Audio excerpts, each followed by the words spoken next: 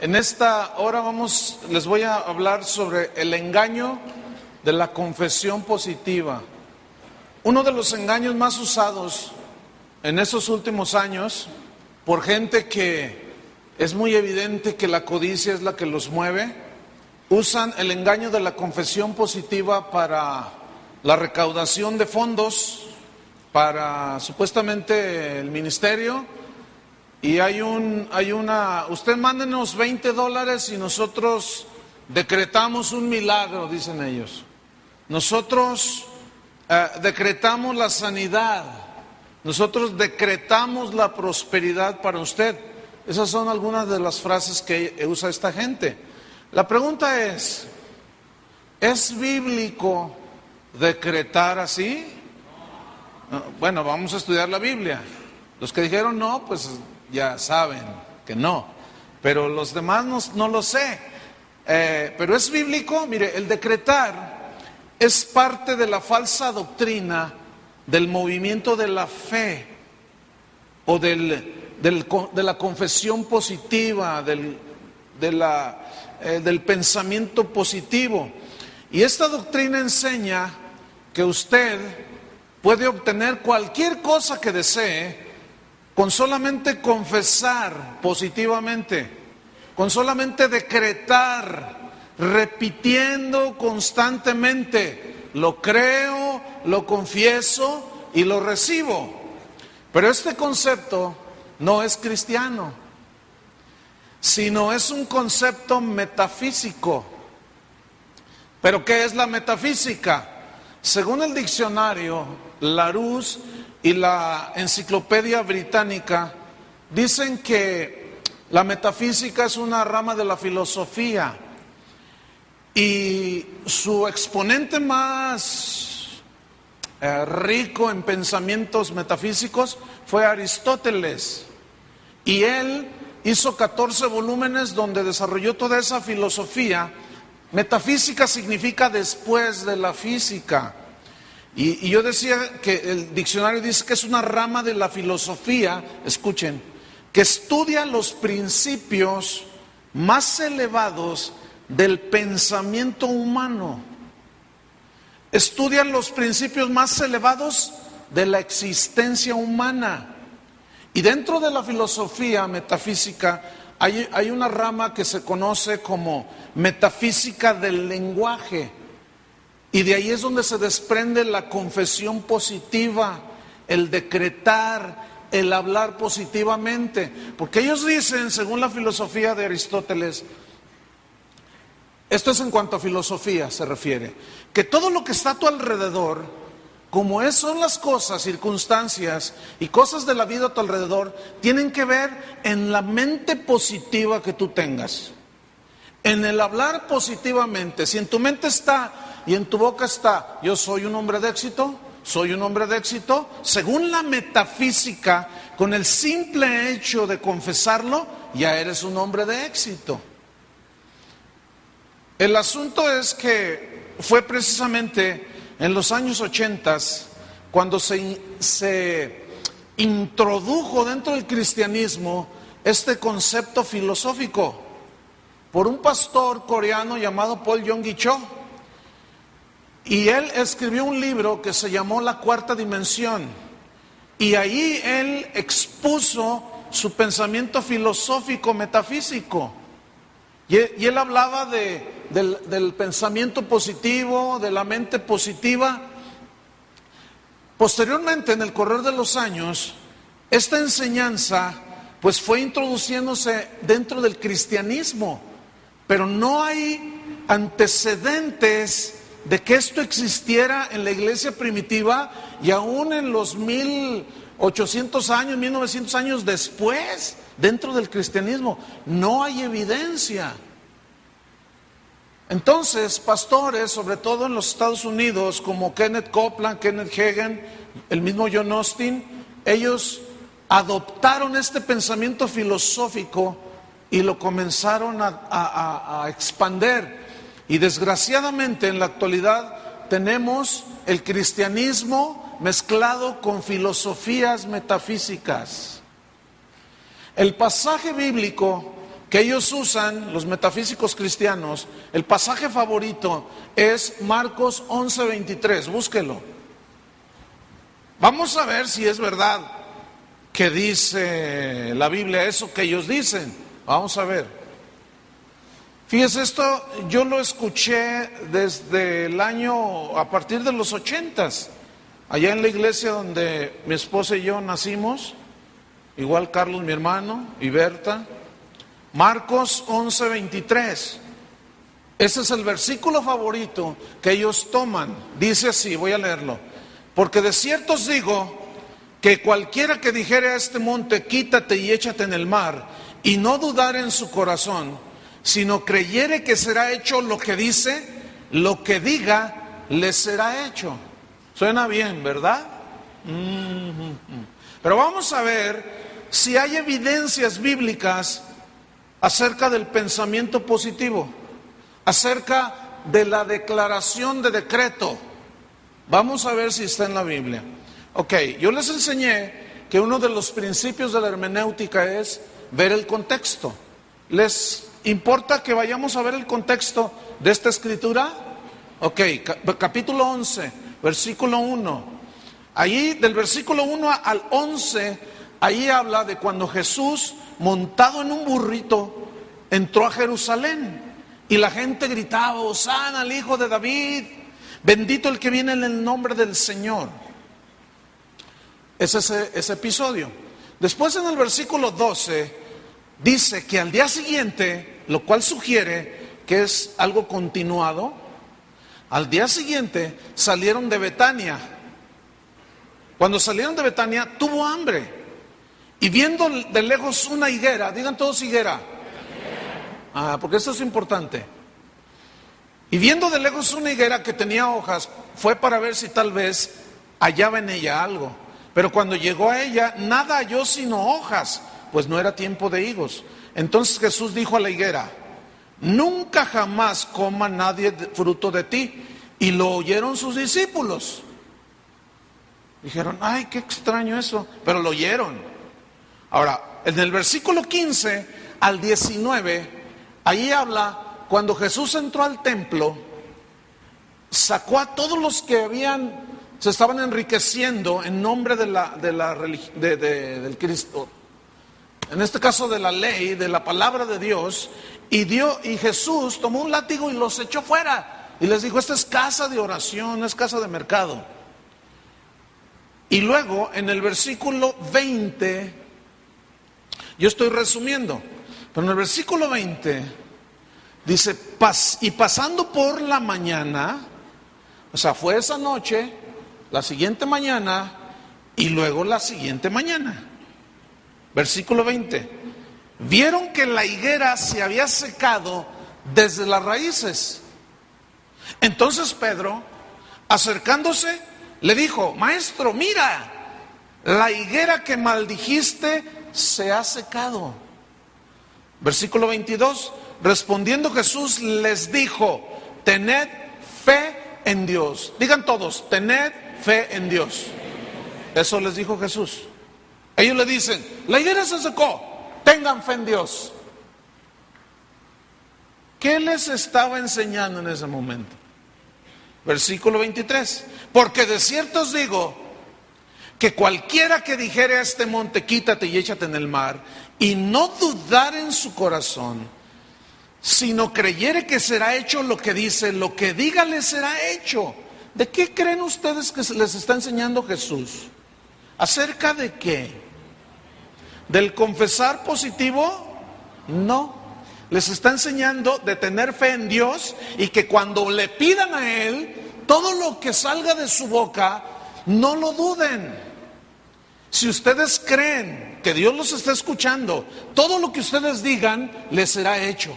La prueba y el contexto nos lo confirma. Versículo 24. Por tanto, os digo que todo lo que pidiereis, y la confesión positiva no es oración, es afirmación. Yo digo, lo creo y lo recibo. Decreto esto, decreto aquello, digo aquello, y no es oración. Orando, creed que lo recibiréis y os vendrá. Otra prueba de que está hablando acerca de la oración y que cuando ores tengas fe en Dios, para que lo que tú le pidas, si no dudas, tú lo recibas. Otra prueba es el mismo contexto, versículo 25. Y cuando estéis orando, ¿cuando estéis qué? Orando. ¿Qué es orar? Hablar con Dios. Y esta doctrina agrede una de las joyas más preciosas que tiene el cristiano: oración. ¿Por qué agrede? ¿Porque hace a un lado a Dios? Si yo lo que confieso y lo que digo eso se hace, ¿para qué necesito a Dios? Me la paso decretando y confesando y diciendo y todo lo tengo y lo recibo. Entonces agrede una de las joyas más preciosas que tenemos los cristianos: la oración, la comunión con Dios.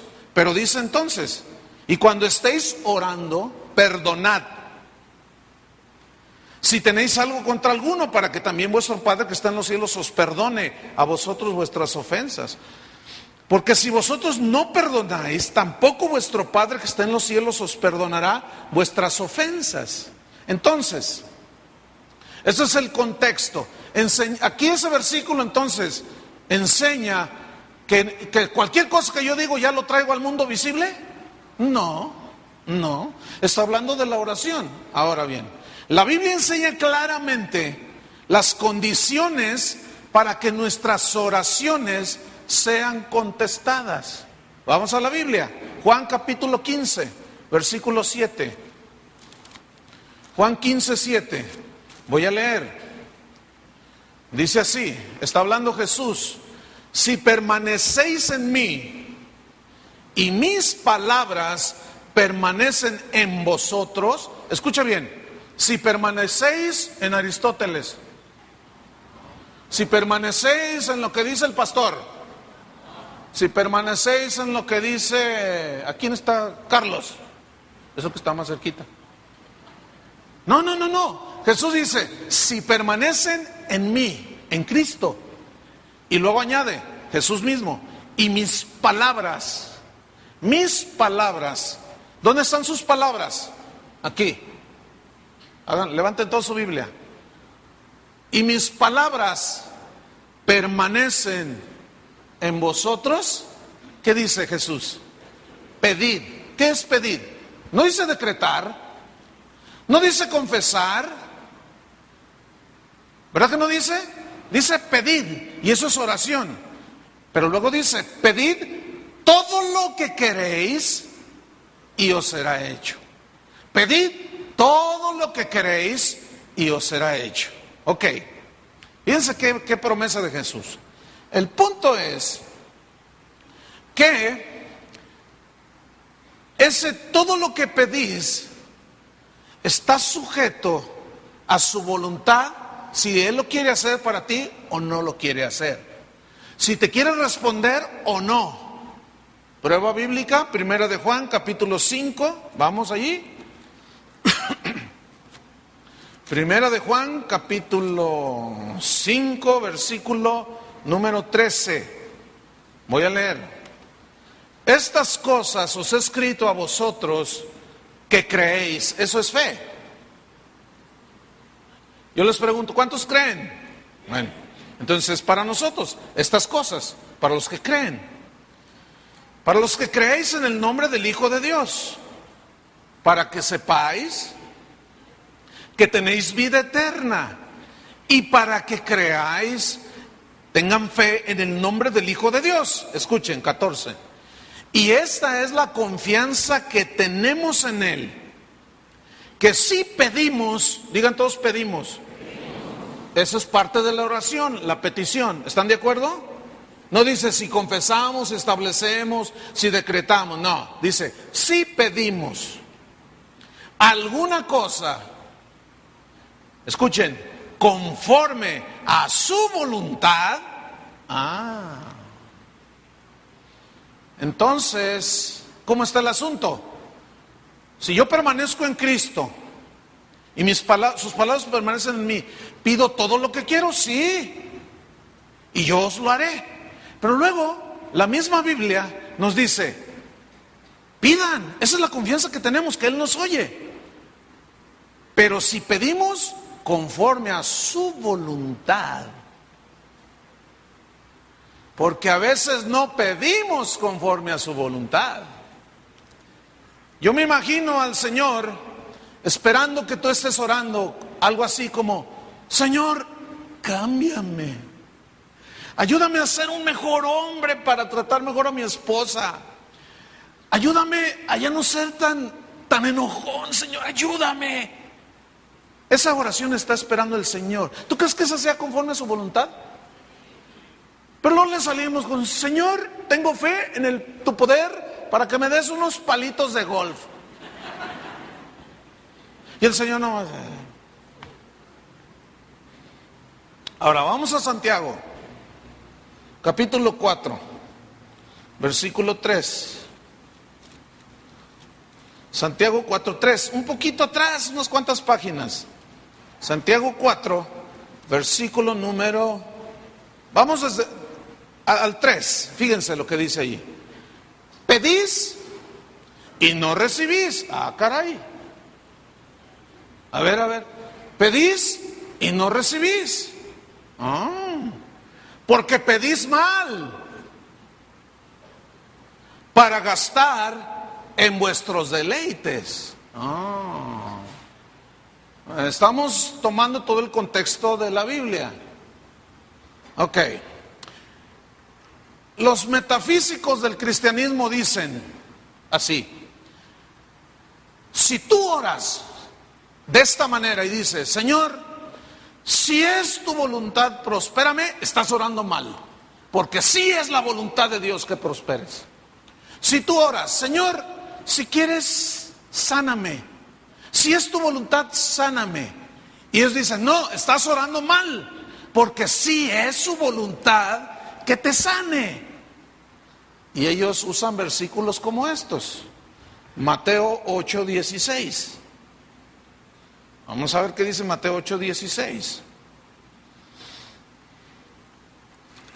Voy a leer. Dice así: y cuando llegó la noche, trajeron a Jesús muchos endemoniados, y con la palabra echó fuera a los demonios, y sanó a todos los enfermos. ¿A cuántos enfermos sanó? Dicen. Y todos dicen, todos. Entonces, es la voluntad de Dios sanar a todos. ¿Sí? Yo les pregunto, ¿es la voluntad de Dios que la gente sane? Sí. Pero les voy a voltear el cassette al lado B. ¿Están listos? Ok. Ahí está. Vamos a Marcos capítulo 6. Marcos 6.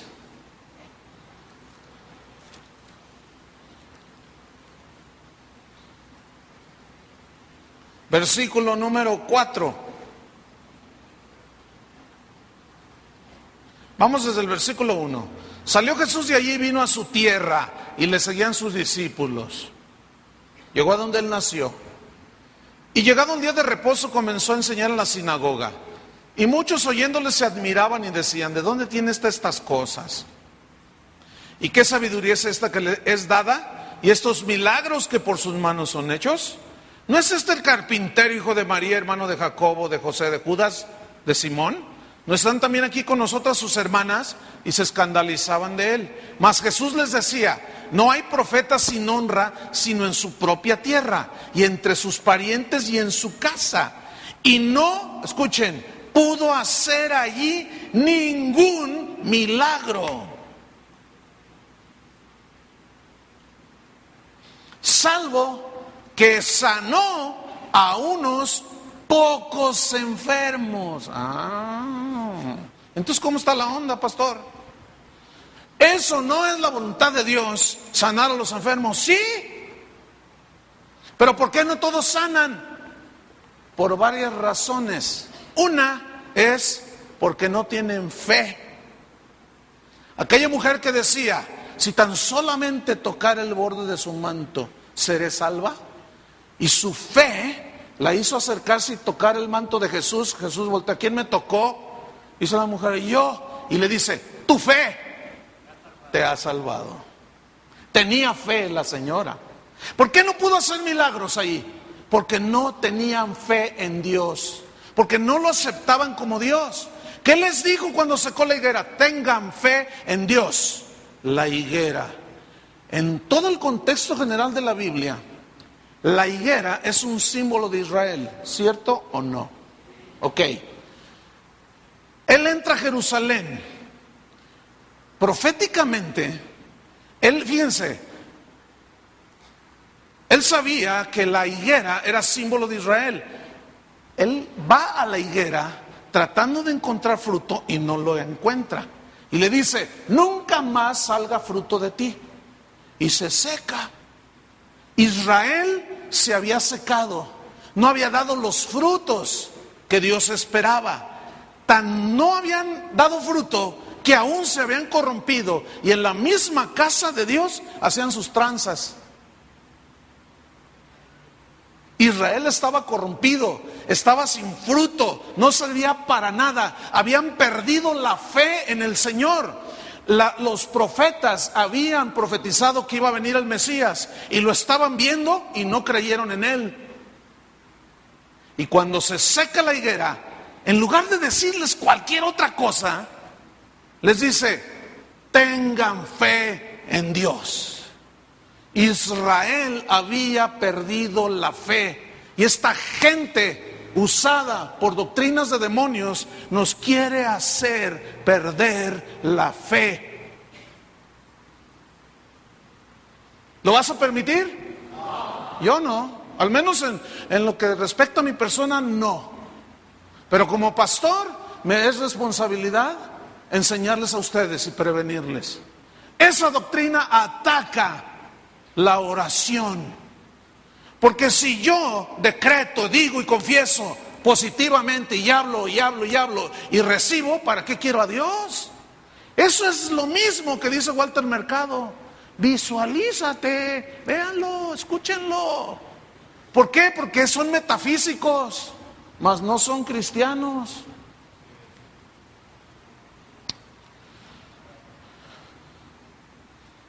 Marcos 10. Vamos a ver si contestó todas las peticiones. Porque a veces sí, a veces no. A veces hay fe. Pero a veces, ¿por qué no? Porque no es su voluntad lo que le pedimos. Marcos 10, versículo 35. Entonces Jacobo y Juan, hijos de Zebedeo, se acercaron a Jesús diciendo, Maestro, querríamos que nos hagas lo que pidiéramos. Él les dijo, ¿qué queréis que os haga? Ellos le dijeron, concédenos que en tu gloria nos sentemos el uno a tu derecha y el otro a tu izquierda. Entonces Jesús les dijo, bueno, esa es añadidura mía. Les dijo, no sabéis lo que pedís. ¿Ven? ¿Pidieron mal? No se los podía contestar. ¿Por qué? Escuchen. ¿Podéis beber del vaso que yo bebo y ser bautizados con el bautismo con que yo soy bautizado? Ellos dijeron, ¿podemos? Miren, ellos eran unos orgullosos que anhelaban fama, que anhelaban posición y todo aquello, escúchenme, toda aquella oración que pretenda satisfacer los deseos de los ojos, los deseos de la carne, la vanagloria de la vida, jamás el Señor te los va a contestar. ¿Escucharon? Porque no es su voluntad. Este es un ejemplo. Ellos le dijeron, podemos, a la verdad, claro que sí. Versículo 40, pero él dice, ustedes van a ser bautizados con el bautismo que yo soy bautizado. Pero el sentaros a mi derecha y a mi izquierda no es mío darlo, sino aquellos para quienes está preparado. Ya estaban asignados los lugares. No les pudo contestar la petición que les hizo. ¿Por qué? Porque no eras la voluntad de Dios ahí. ¿Están entendiendo? Ahora, vamos a un ejemplo en la Biblia, en la vida de San Pablo. Vamos a 2 de Corintios. Vamos a explicar un poco más. 2 de Corintios capítulo 12. Y aquí vamos a estudiar.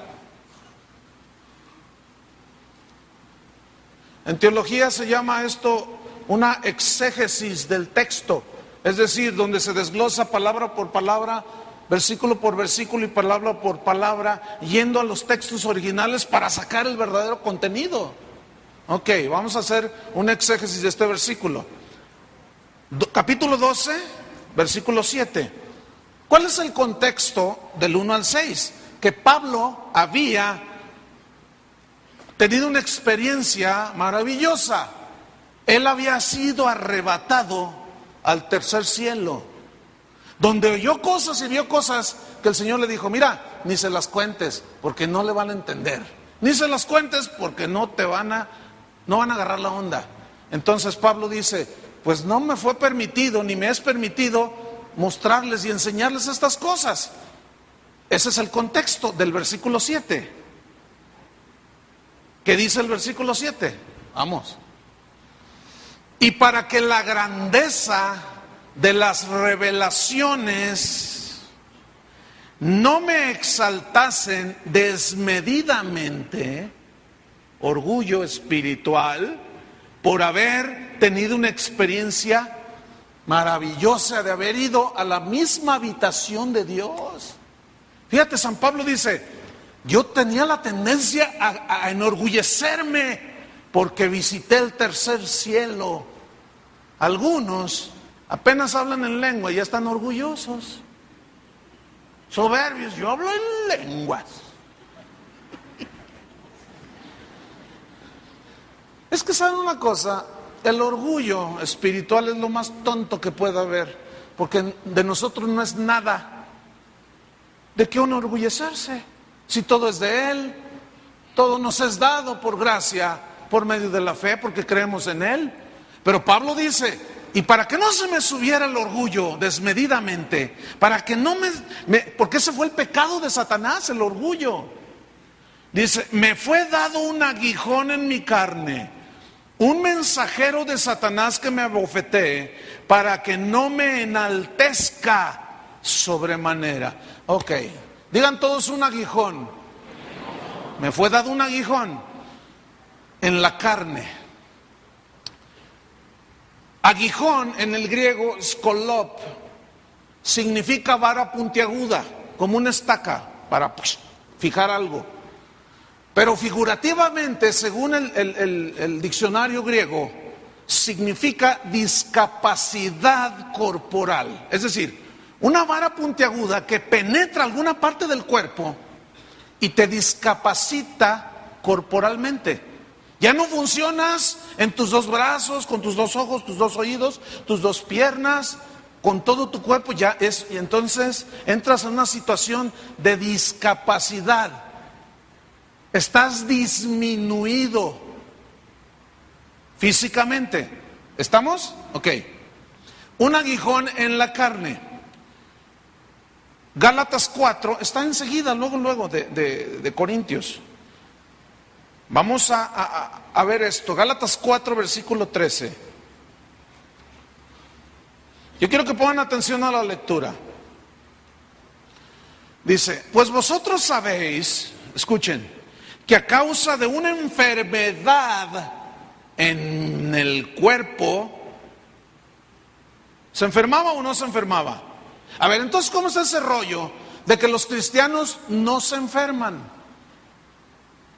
¿De dónde salió eso? San Pablo dice: ¿quién enferma y yo no enfermo? Santiago dice: ¿hay alguno enfermo entre vosotros? Llame a los ancianos de la iglesia y únjanle con aceite en el nombre del Señor, oren por él y la oración de fe sanará al enfermo. No dicen: confiesen, no tengo nada, no tengo nada, no tengo nada. No dice así, o así dice. ¿Verdad que no dice? No, ni siquiera se asoma levemente. a lo que han dicho estos metafísicos del cristianismo. No, entonces, ¿qué dice Pablo? Yo les prediqué el evangelio a causa de una enfermedad, es decir, yo estaba enfermo en el cuerpo. Sigo leyendo. A causa de una enfermedad del cuerpo, os anuncié el evangelio al principio. 14. Y no me despreciasteis ni desechasteis por la prueba que tenía en mi cuerpo.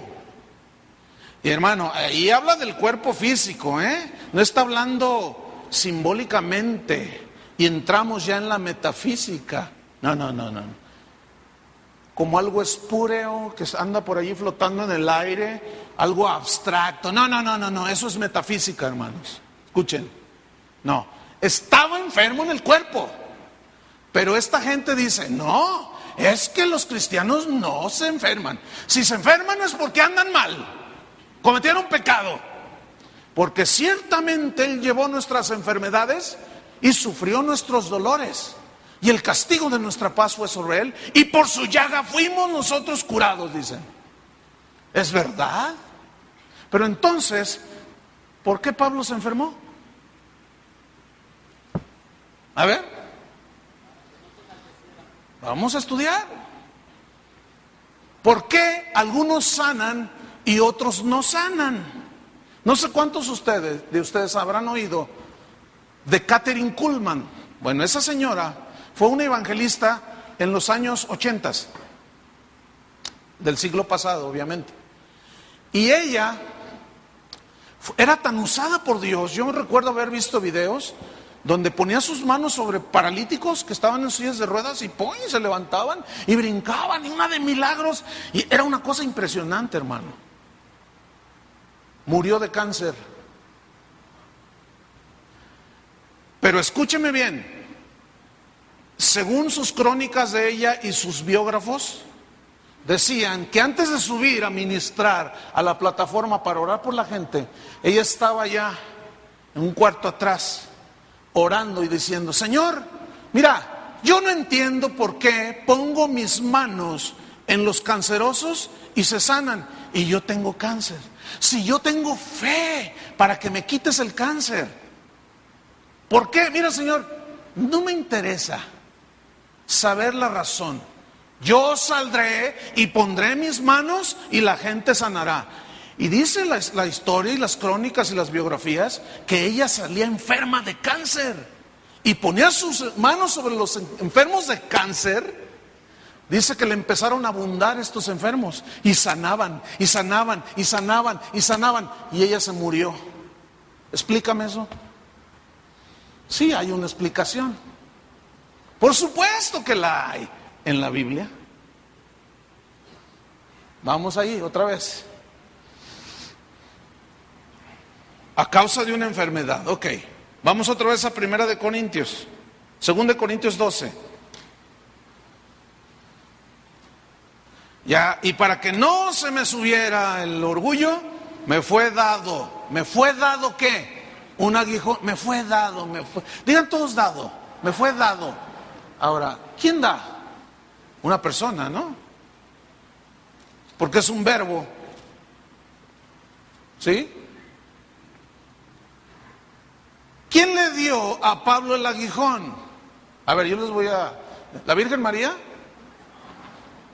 ¿Juan Diego? ¿Quién fue?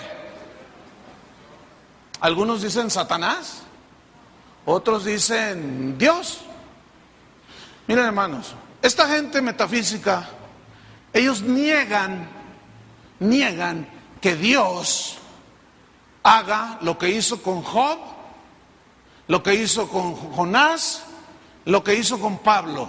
Y ellos dicen que Dios no puede enviar nada de esas cosas a sus hijos. Eso dicen ellos. Pero la Biblia dice que Dios le dio permiso a Satanás para que tocara a Job. ¿Cierto o no? Es decir, Satanás no puede hacer nada si Dios no se lo permite. ¿Prueba bíblica? Dime, Señor, dime. Y yo me imagino al Señor ahí comiéndose una manzana. Satanás me pidió permiso porque te quiere zarandear como a trigo. Y yo le di permiso. ¿Cómo la ves? ¿Qué? No, yo hasta la muerte te seguiré y doy mi vida. Mira, Satanás me pidió permiso, le di permiso y te va a poner una. Pero yo he rogado que tu fe, ¿que qué? Que tu fe no falte. Y le puso una. ¿Pero quién le dio permiso? Entonces Satanás no puede hacer nada si Dios no lo permite. Acuérdense que Dios es bien sabio. Y Él sabe hacer las cosas con sabiduría. Jonás desobedeció a Dios. Ve a predicar, no voy. Y huyó de la presencia de Dios. Se subió a un barco y mientras iba el barco se levanta una tempestad terrible. Y todos me preguntan, ¿por qué? Y él sale, por mi culpa. Por mis... Pero si ustedes me tiran al mar, el agua embravecida se aquietará. Y lo agarraron a la 1, a las 2 y a las 3. Y vino la bonanza. Y luego dice, pero Jehová tenía preparado un gran pez. ¿Quién? ¿Quién tenía preparado el gran pez? Pero esta gente dice que no, que Dios es amor, que Dios no puede hacer eso con tus hijos. Yo te pregunto, si uno de tus hijos, los que están creciendo, hace una travesura, dice algo que no está bien, no te los hurtes, no le das con una vara, díganlo. ¿Qué padre es aquel al que su hijo no disciplina? ¿Ah? Y esa gente dice, Dios no castiga. Digo, ¿en cuál Dios crees? Pues. Y la Biblia no dice eso. En 1 Corintios capítulo 10, ahí dice, estas cosas se escribieron para nuestro ejemplo. Se escribieron para nuestra amonestación, para los que hemos alcanzado los fines de los siglos, y eso somos nosotros, para que no forniquemos ni tentemos al Señor, ni no perezcáis como ellos perecieron en el desierto. ¿Castiga a Dios o no el pecado todavía? Entonces, ¿qué rollo? No, pero como ellos tienen su mente tan positiva, ellos no creen en nada negativo. ¿Ven? Ok, un mensajero de Satanás, un ángel, mensajero es la palabra ángelos, ágelos, de donde se traduce o se viene la palabra ángel, que es mensajero. Pero luego dice, me fue dado un aguijón en la carne, un mensajero de Satanás, escuchen, que me abofetee. Y aquí la palabra abofetear viene del griego colafiso, que significa literalmente golpear con el puño cerrado. Ahora escúcheme bien, cuando alguien quiere golpear a alguien, se quiere descontar a alguien, cierra el puño. ¿A dónde va el golpe? En el casi 100% de las veces, ¿hacia dónde va el golpe? ¿Hacia la rodilla? ¿Hacia aquí en el estómago? No. ¿A dónde va el golpe? A la cara. Ahora, donde te den un puñetazo, un golpe con la mano cerrada, con el puño cerrado, en cualquier parte de la cara que te peguen, ¿dónde repercute que te dieron un golpe? En los ojos. ¿Sí o no? Cualquier golpe que te den por aquí, por acá, acá, de este lado, los ojos. ¿Qué tenía Pablo en los ojos?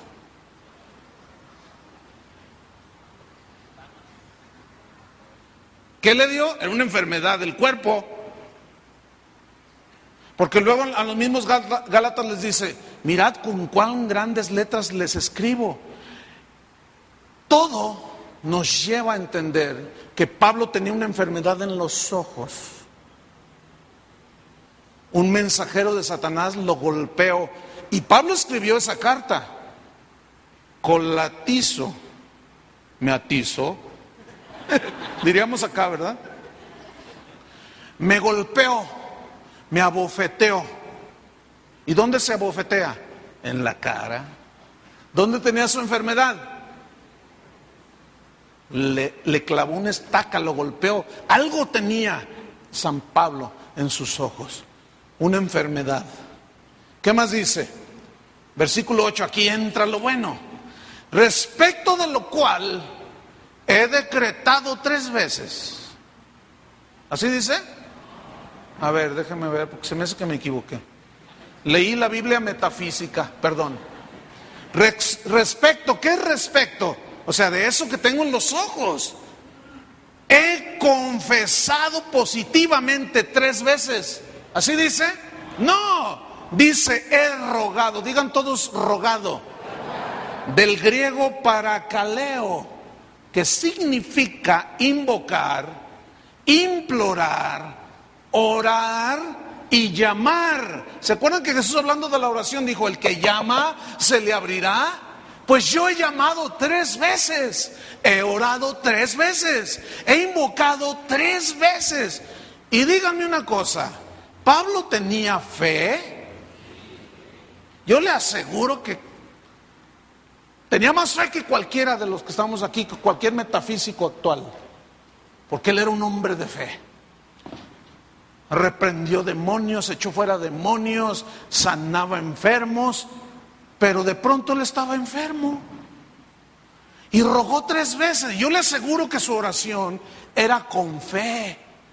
He rogado 3 veces: Señor, quítalo de mí, Señor, sáname. No dice en qué tiempo hizo estas 3 rogativas, pero yo le aseguro que fueron, porque se traduce por implorar, era una aclamación, una rogativa hasta desesperada. Eso es lo que quiere decir el griego original.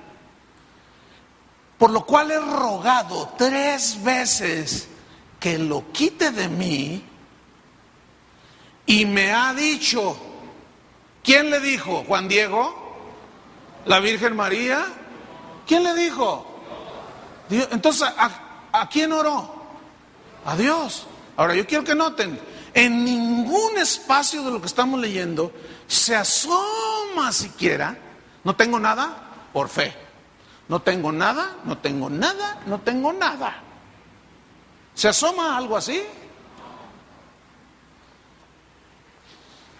Como aquel caso que estábamos en la casa de ustedes, en una comida de pastores que yo hice, invité a algunos, y estamos comiendo, estamos en la sobremesa, y está una pareja, 2 parejas enfrente de mi esposa y mío, y de pronto ella se desvanece, ¡pum! Y todos, ¡ay! Vamos a orar, vamos. Entonces su esposo, yo dije: vamos a ver un médico, vamos a llevarla. Entonces dice, no, vamos a orar. ¿O no tienen fe? No, sí, vamos a orar. Y oramos. Y medio se compuso con alcoholito. Ay, todo ya medio se compuso, ¿no? La hermanita. Y luego le digo: oye, ¿qué tienes, ¿Estás enferma? Te reprendo, Satanás, me dice. Y yo le dije: mírame bien, soy Chuy Olivares, yo no soy Satanás. Le dije: ¿estás enferma? Cancelo tus palabras. Ato esa declaración y no la recibo. Y otra vez se desvanece. Y ahí vamos otra vez. Y otra vez medio se alivianó la señora. Y dice la esposa de otro pastor que está ahí a un lado, dice: es que tiene diabetes. Te reprendo, Satanás, dice. Yo no tengo nada, yo confieso que no tengo nada, yo soy sana, yo no tengo nada, no tengo nada. Porque yo lo creo, lo confieso y lo afirmo. Por sus llagas yo fui sanada, no tengo nada. Entonces, como no tiene nada, Dios no sana de nada. Imagínate que vas al médico porque te duele algo. ¿Qué siente? Nada, por fe. Bueno, mire, fíjese, hasta el puro sentido, escúcheme, agrede aún la inteligencia y la razón, hermano. ¿Sí o no? Mire, hasta chistes han hecho de eso. ¿Se cuenta? De un predicador que cayó al infierno, llegó al infierno y ay, todo, qué calientito está aquí. Y de pronto por la pierna izquierda del infierno, el otro entró por la pierna derecha del infierno y el otro por la pierna izquierda. Alguien dijo que la pierna derecha y la izquierda del infierno. Bueno, les digo que hay cada rollo total.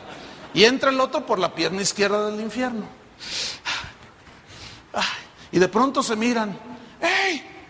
Dice, yo lo conozco. Y el otro decía, yo lo conozco. Oye, ¿que tú no eres predicador? ¡Ey! ¿Que tú no eres pastor? Y dice, sí, los dos dicen, sí. ¿Y qué estás haciendo aquí? Le pregunta uno al otro. Y el otro dice, bueno, pues no sé, es que yo creía que la salvación no se perdía. Y pues hice muchas cosas y jugué con la gracia de Dios. Mira, nada más estoy aquí en el infierno. Y le pregunta al otro, ¿y tú por qué estás aquí? Y el otro responde, por fe no estoy aquí. Porque confieso que no estoy aquí. Creo que no estoy aquí.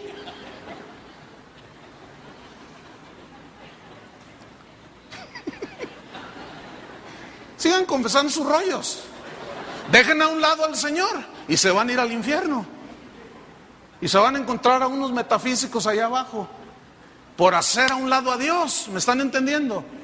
Eso es una ofensa a Dios, esa doctrina, hermanos. Porque salió de mentes de pensamiento elevado como Aristóteles, pero no salvan. Vamos al texto. Respecto a rogado 3 veces me ha dicho, bástate mi gracia.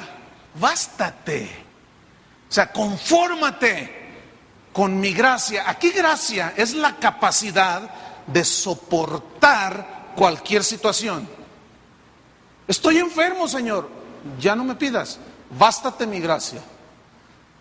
Yo te voy a capacitar para que en medio de tu debilidad y enfermedad, tú tengas fuerza. Porque mi poder, le está diciendo Jesús aquí, digan todos poder. Esta palabra viene del griego dunamis o dunamis, que de ahí es donde viene la palabra dinamita, poder, pero significa capacidad para llevar a cabo cualquier cosa. Ahora hagamos una reflexión. ¿Cómo les predicó Pablo a los Gálatas? ¿Cómo estaba? Enfermo. Pero ¿de dónde sacó fuerzas para viajar hasta Galacia enfermo y predicarles el evangelio? Del poder de Dios, que es la capacidad para hacer cualquier cosa. ¿Están entendiendo? Ok. Me ha dicho, bástate mi gracia, porque mi poder se perfecciona. Digan todos, se perfecciona.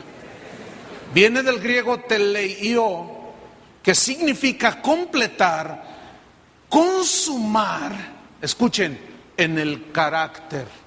A ver si les cae. ¿Por qué Dios no le contestó su oración por 3 veces para ser sano? ¿Por qué? Aquí es el otro lado del cassette también. ¿Por qué? Porque Dios estaba tratando con su carácter. Y para que las grandezas de las revelaciones no me enaltecieran sobremanera, me fue dado un aguijón que me traspasó, un mensajero de Satanás que me abofeteó y me pegó ahí una cosa horrible en los ojos. Pero yo he rogado y el Señor me ha dicho, no, bástate mi gracia, confórmate con la capacidad para soportar en medio de esa situación. Esa es la gracia de Dios.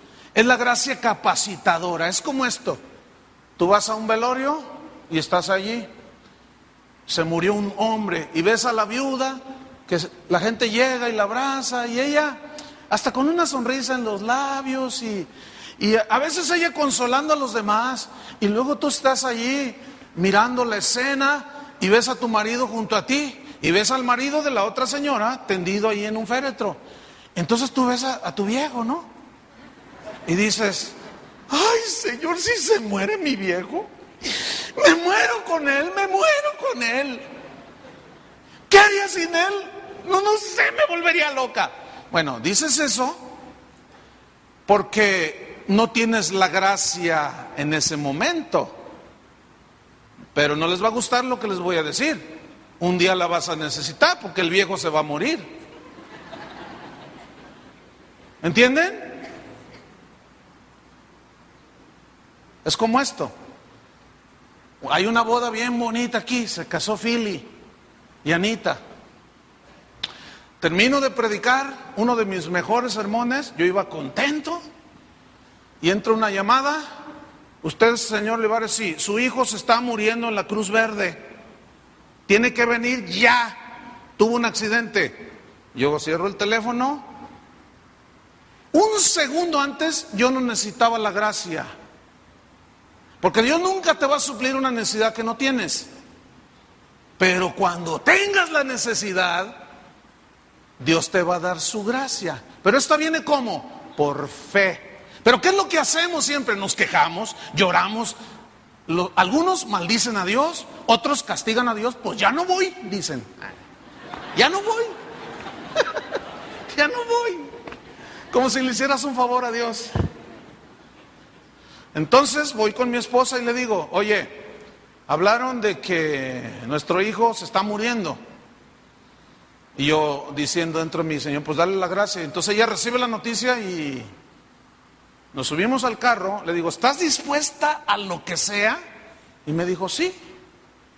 Y había una paz que cuando llegamos ahí, esto lo supe yo después, el del seguro de la camioneta donde se volcaron,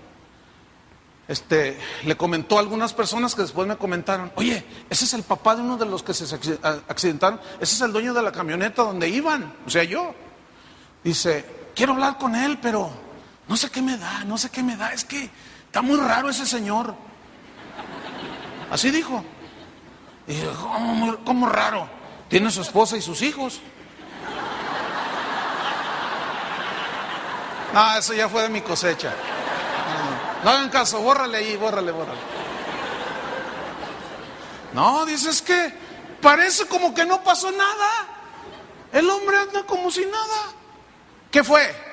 La gracia capacitadora. Ahora, yo podía hacer otras cosas.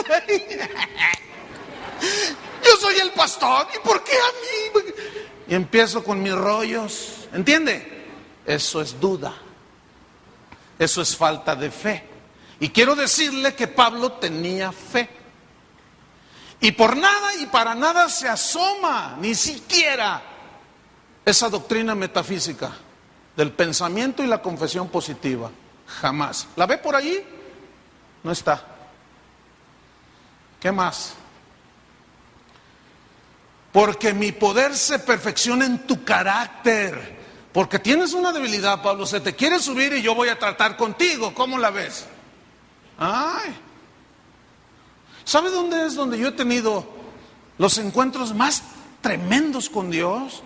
Donde he recibido no sé, bueno, entiendo un poquito por qué sucede eso. ¿Sabe dónde es donde yo he tenido el entendimiento más claro así de la voluntad de Dios y de la Escritura? Cuando estoy tirado en la cama. Y luego el Señor me habla y yo a veces le he dicho, Señor, no necesitas tumbarme en la cama. Y claro, los metafísicos dicen, es que Dios no te tumba. Entonces, ¿quién tumbó a Jonás, pues? Entonces, ¿quién tumbó a Job? ¡Fue el diablo! Sí, pero Dios le dio permiso, hombre. ¿Están entendiendo? Entonces yo le digo, Señor, no tienes que tumbarme. Dice, a veces tengo que hacerlo porque andas ahí como para todos lados. Y yo te he estado hablando y no me escucha. Entonces así, mira, tiradito, ahí te puedo hablar bien y tratar contigo. ¿Saben que eso es exactamente lo que hace un pastor que tiene ovejas naturales, o sea, ovejitas. Ahí anda la ovejita, y se sale del rebaño y luego va ahí con la vara y le dice, órale, métase, porque se la traga el lobo. La ovejilla ahí, ay sí, yo ya sé valerme por mí misma. Y se vuelve a salir del rebaño la ovejita. Y el pastor la ve, y ahí va con la vara otra vez, que se meta, órale, ¡pah! Y le da, ¡y! Se mete otra vez.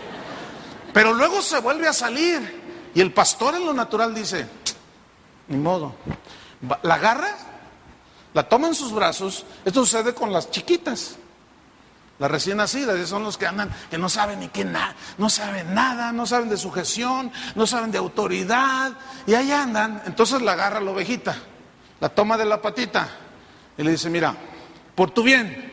¿Sabe qué hace el pastor? Le quiebra la patita. De veras, hermano. Y la ovejita empieza la ovejita, ¿por qué a mí? ¿Por qué a mí? Le empieza a decir. Y el pastor le dice, mira, es por tu bien, es por tu bien. Después agarra una venda y le acomoda la patita y se la venda. Y la trae aquí junto a su corazón. Y la trae aquí y anda pastoreando las demás ovejas. Y la otra está ahí dolidita, débil, ahí le duele la patita para que aprenda. ¿Y qué dijo el Señor que somos nosotros? ¿Todavía no ha entendido que es oveja? Entonces, ¿qué más dice? Porque mi poder se perfecciona, ¿en dónde? En la debilidad.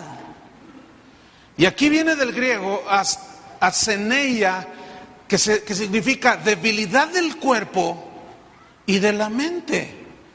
Y dice el diccionario, por implicación, significa enfermedad. Cuando alguien se enferma, ¿qué sucede con su cuerpo y su fuerza mental aún? ¿No se debilita? Cuando te da una diarrea impresionante, ¿cómo amaneces todo así? No tienes ganas de pensar, de hablar, no tienes ganas de nada, de levantar. Cualquier dolorcito, sea en el talón, en la pierna, en la espalda, ay, me duele la cabeza. Lo primero que hacemos es acostarnos, ¿no es cierto? ¿Por qué? Porque el cuerpo se debilita por el dolor, ¿cierto? Y aún la capacidad mental no es la óptima, porque estás enfermo. Entonces dice, mi poder, mi dunamis se perfecciona en tu carácter, se perfecciona en tu debilidad. En medio de la enfermedad, yo trato contigo, ya no son tus fuerzas, pero yo voy a poder poner mi poder en ti. Por tanto, dijo Pablo, de buena gana me gloriaré. Y esto viene del griego que significa alardear de algo que se posee. ¿Qué poseía Pablo entonces? El poder de Dios, aunque estaba enfermo. Por eso decía, más bien me gozo en mis debilidades, en mis enfermedades, para que repose sobre mí el dunamis de Cristo. Porque cuando soy débil, entonces soy fuerte. ¿Entendieron? Ahora, yo pregunto de nuevo, ¿aparece o siquiera asoma su cabecita herética la doctrina esa de la confesión positiva? No, vamos con otro ejemplo de los típicos. Rápidamente, vamos a estudiar Romanos 4:17. Vamos rápido. Romanos 4:17. Cuando lo tengan, digan, ya lo tengo. Por fe. Ya ven, ya cayeron.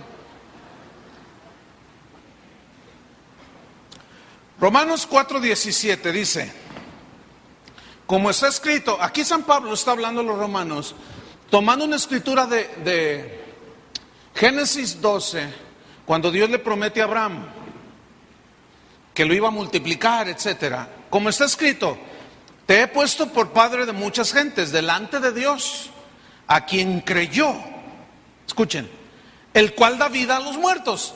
¿Quién da vida a los muertos? ¿Quién? Dios. Díganlo fuerte. Dios. ¿O Abraham? Dios. Y Dios llama las cosas que no son como si fuesen. Esto se refiere, escuchen, al poder de Dios para crear.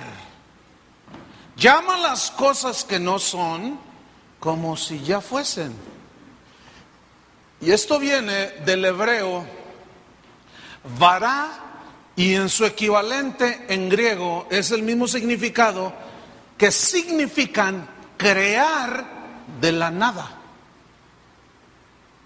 Eso es vará, crear de la nada. Nosotros decimos, ay, mira, este es el creador de esa grande pintura. No, espérame. Fue el diseñador, porque agarró materia. ¿Entienden? Entonces no creó nada. En ese sentido, el único, escuchen, que puede crear de la nada, de lo que no existe, el único que puede crear cuando habla es Dios.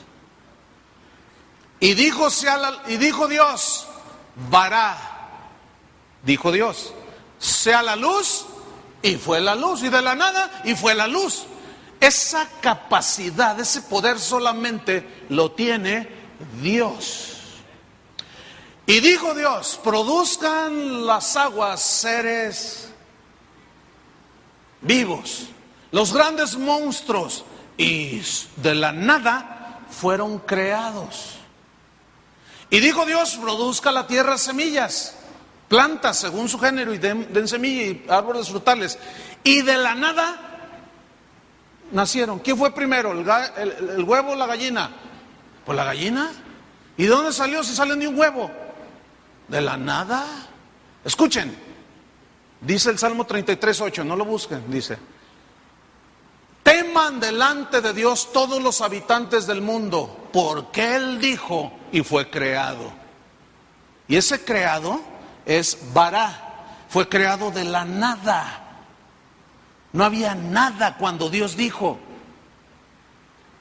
Pregunto, ¿a quién, rayos y centellas, se le ocurrió decir que tú y yo llamáramos las cosas que no son como si fuesen, si solamente Dios puede hacerlo? Eso es una herejía, hermanos.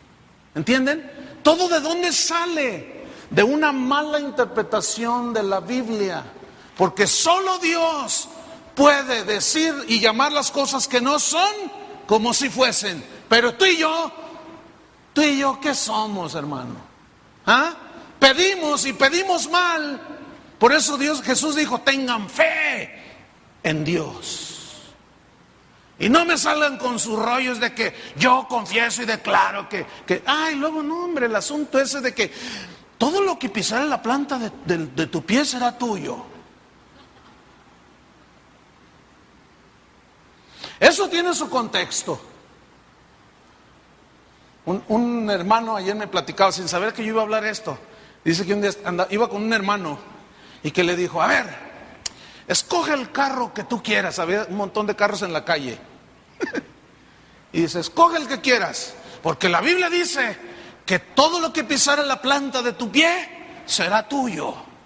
Entonces dice, yo me le quedé viendo a los carros y me voy sobre un bolchito y le pongo el pie al bolchito. Y el otro dice, no, te falta fe. Dice, no, porque mira, si según tú dices que todo lo que pises es mío, yo nada más tengo para mantener un bolchito. Dice, pero ya está un jaguar. Dice, yo no tengo para pagar la tenencia de 30,000, 40,000 pesos de un jaguar. ¿Qué quiere decir todo lo que pise la planta de tu pie? Miren, ¿cuántos se han subido aquí en la plataforma? Es tuya, llévatela. ¿Tienen bien pisoteado aquí? Ya llévense esa alfombra. Ve al banco mañana, Bancomer. Fíjate qué ridículos somos, hermano. Y ve, y como ya pisaste el banco, es tuyo. Entonces tú métete a la caja y agarra un motín. Salte con la dolariza, ven y da tus diezmos. Hermanos, ¿qué significa que toda planta, qué les había dado a los judíos? Una tierra física. ¿Sí o no? ¿Cómo aplica a nosotros? La tierra prometida para nosotros son las riquezas espirituales. ¿Y cómo es que nos apropiamos? Cuando permanecemos en Cristo. ¿Entendieron? Pero ahí andan pisando. Cuando pisa una cucaracha es tuya, te la regalo.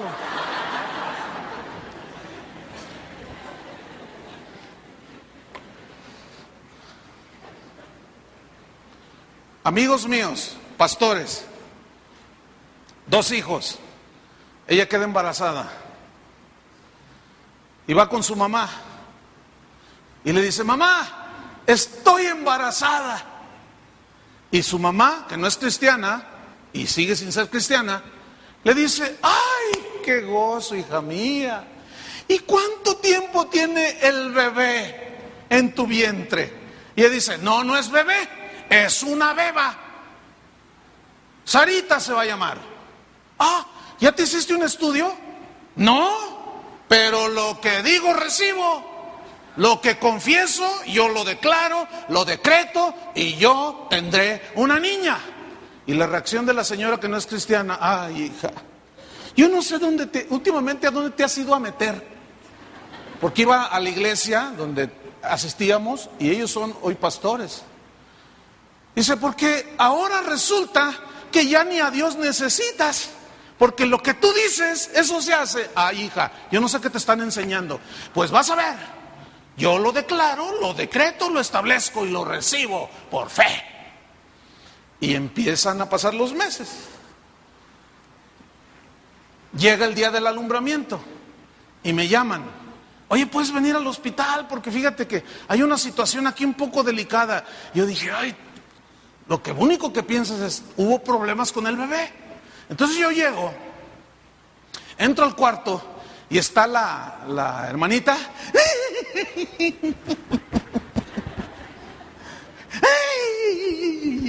No. Y yo: órale, ¿qué onda? Y volteé a ver a su marido y estaba. Y yo dije: se murió el bebé. Pero estaba una enfermera. ¿Qué es usted de ellos? No, pues son mis amigos. Es que, ¿sabe una cosa? Es que dice, mire, ellos tuvieron este bebé con toda la carita de él y algunos rasgos de ella. Tuvo este niño la señora, pero dice que se lo cambiamos, que ella tuvo una niña. Yo le digo: no, este es su niño. Y ella: no, me lo cambió. Te reprendo, Satanás. Es que a mí Dios me dio una niña. Y la señora, la enfermera, diciendo: miren, yo voy a la dirección a ver qué pasa, a ver qué hacen aquí, si usted puede hacer algo, pero tuvo un bebé. Y él. Entonces yo le digo: ¿qué onda, mano? ¿Qué pasó? Dice: no, ¿por qué Dios? ¿Por qué Dios? ¿Dios o los mafiosos metafísicos? ¿Ah? ¿Fue Dios?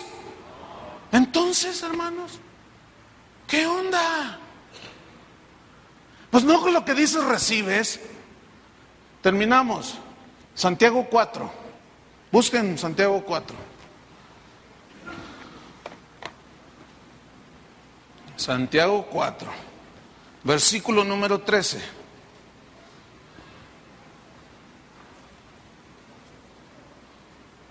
Quiero que pongan atención a esto, ¿eh? Vamos ahora, como diciendo, no se quieran pasar de listos, ¿eh? Eso es lo que está diciendo. Vamos ahora, los que, ¿qué dice? Los que, ¿qué dice, Memo, en tu Biblia? Los que, ¿qué dice en su Biblia? ¿Qué dice en tu Biblia? ¿Qué dice en su Biblia? Los que, ¿qué? Los que dicen. Fíjese, ¿eh? Los que dicen: hoy y mañana iremos a tal ciudad y estaremos, futuro, iremos, estaremos allá un año y traficaremos, futuro. Es que estos eran de fe, era gente positiva, que declaraba las cosas que no son como si fuesen. ¿Te fijas, Memo? Qué grueso. No les vais a enseñar esas barrabasadas allá, ¿eh? ¿Verdad que no? ¿Te comprometes delante de Dios y de todos estos testigos? Así me preguntaron a mí cuando me ordenaron al ministerio, hermano, de veras. ¿Qué más dice? Iremos a tal ciudad, estaremos allá un año, traficaremos y ganaremos. Cuando no sabéis lo que será mañana. ¿Quién sabe qué va a suceder mañana? A ver. ¿Quién sabe lo que te va a suceder dentro de un segundo? Nada. Dentro de 10 minutos. Nadie tiene la vida asegurada. Nadie sabe nada. Cuando no sabéis lo que será mañana, porque ¿qué es vuestra vida? Ciertamente es neblina que se aparece por un poco de tiempo y luego se desvanece. En lugar de lo cual deberíais, ¿qué dice Charlie? ¿Deberíais qué? Decir. Si el Señor quiere, ¿ve? ¿Ya entendieron o no? Nada de que yo, que llamo las cosas que no son y que... No, hermano, no hagas el papel de Dios. En lo cual deberías de decir, si el Señor quiere, viviremos primero, y haremos esto o aquello. Pero ahora os jactáis en vuestras soberbias. Toda jactancia semejante es mala. Y esa doctrina es de jactarse, de que yo todo lo puedo en Cristo que me fortalece, pero no en el contexto de la Biblia. Fíjense, ahí está lo peligroso, hermanos. Si San Pablo, si Pedro creyeran en esa filosofía metafísica, ellos lo hubieran enseñado.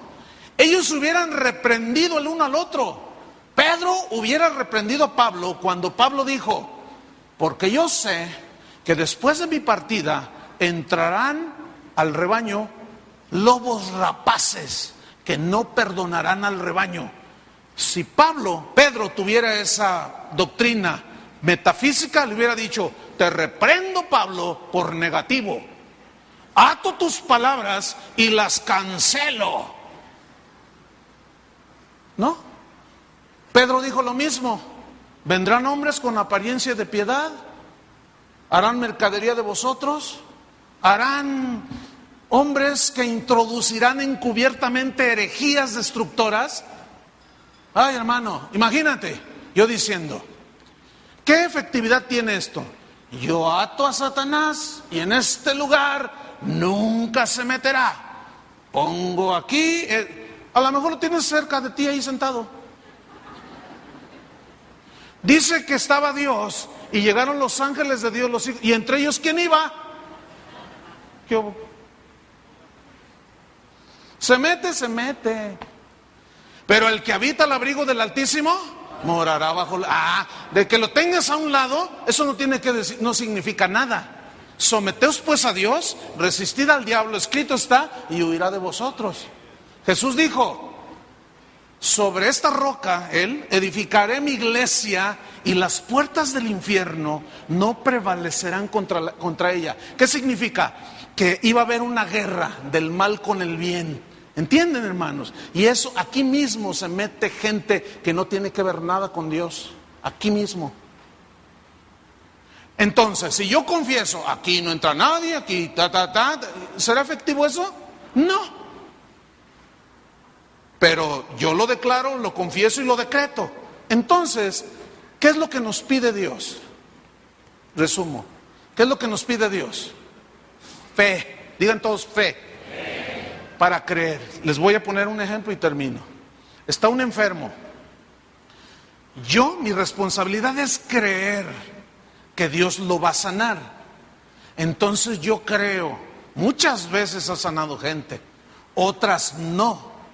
¿Qué con los que sanó ya? Bueno, Dios quiso sanarlo. ¿Y qué con los que no sanaron?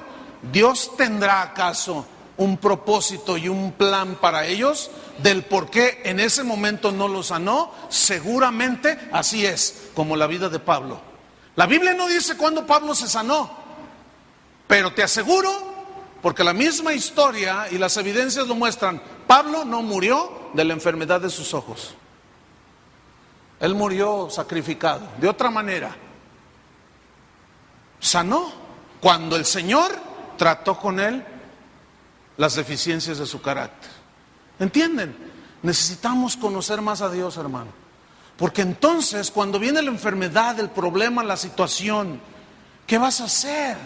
Te pasó. Lo primero que dicen los ignorantes es que pecó. No necesariamente.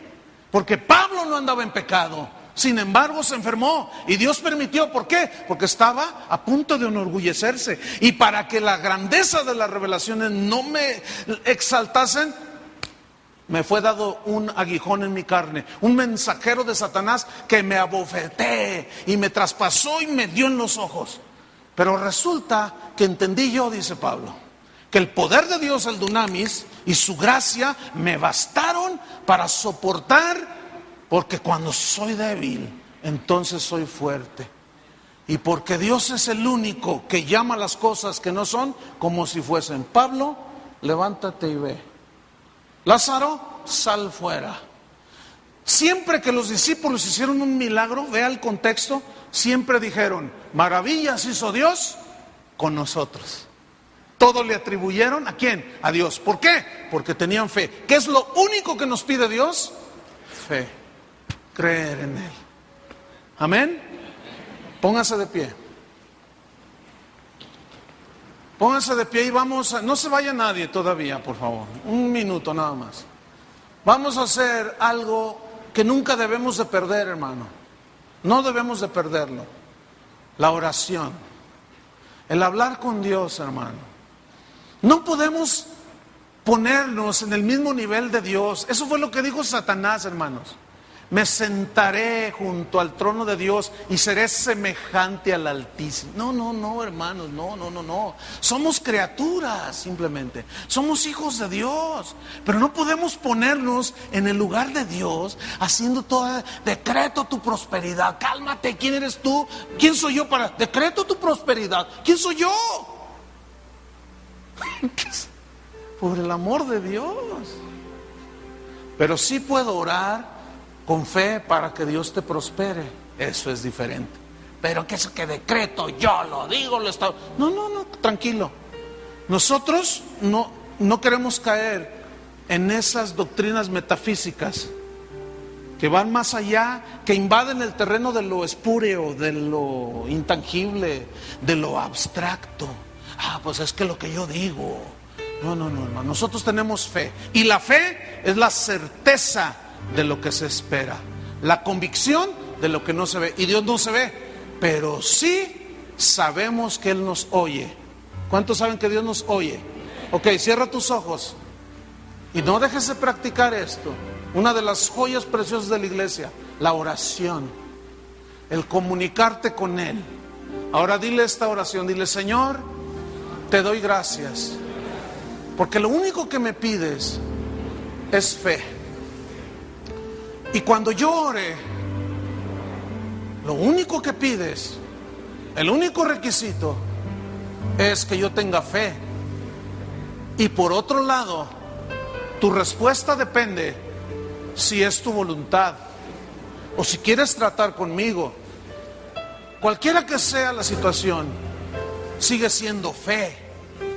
Y sigo confiando en ti, Señor. En el nombre de Jesús, Padre. Pueblo de Dios, que Dios los bendiga y los guarde. Amén.